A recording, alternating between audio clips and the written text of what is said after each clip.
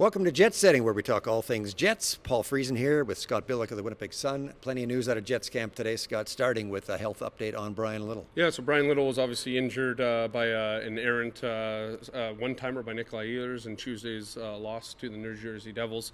Perforated eardrum and vertigo is what Bryan Little's dealing with. He spent a couple nights in the neurological unit at HSC. He's expected to be released today. He's expected to make a full recovery.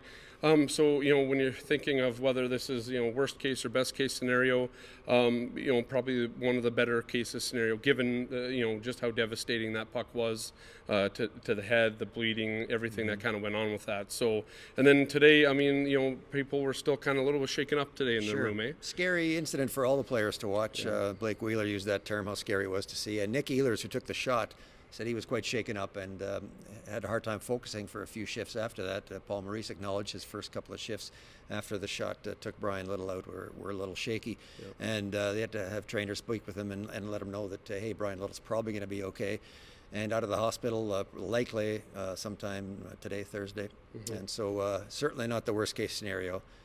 And as you said, expect to make a full recovery. This, of course, has ramifications on the ice, immediate ones, and maybe a surprise with how the Jets are handling it? Yeah, they're going back with Blake Wheeler at center, which is something they've done before. They did it when Mark Scheifele was out for 2 months. The Jets went 11-2-3 during that time, so you can understand why maybe Paul Maurice would go back to that.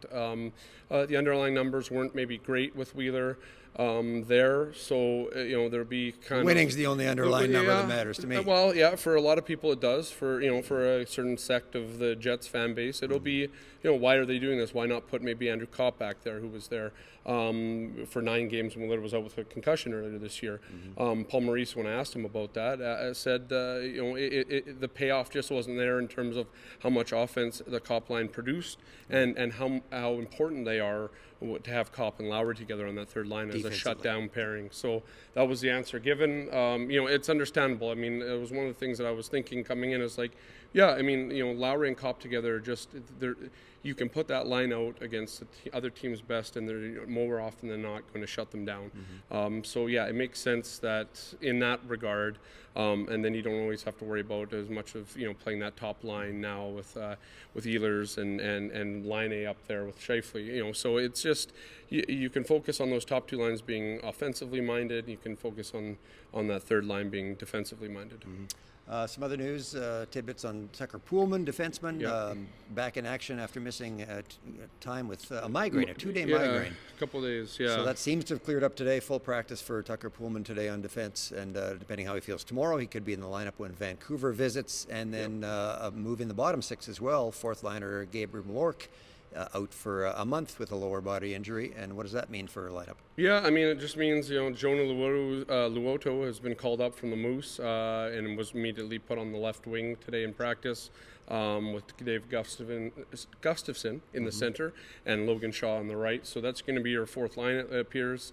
It's not going to play a whole lot, I assume. The line hasn't been playing a whole lot anyways. Paul said he can run 3 lines hard now. He's going to pretty much have to run, that's kind of the way it's going to be, especially against an offensive team like Vancouver's been so far this year. They're up in the top of the Pacific Division standings and are playing well. So they're going to definitely have to be mindful of the ice time for that 4th line. It's not going to do a lot, but it'll be out there, when the other 3, I guess, need a breather.